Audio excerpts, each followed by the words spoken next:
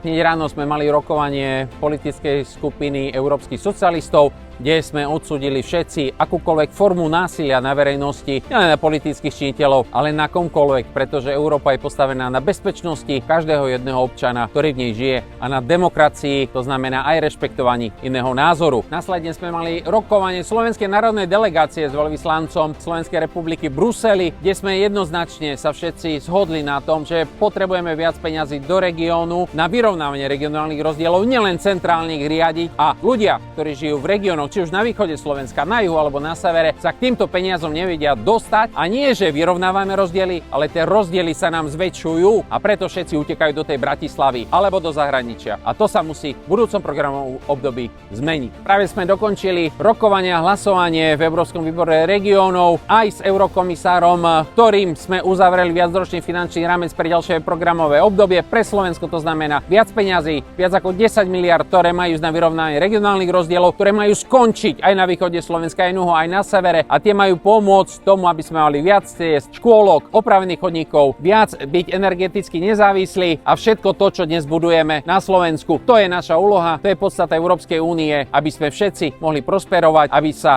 občanom Európskej únie v Európe dobre žilo.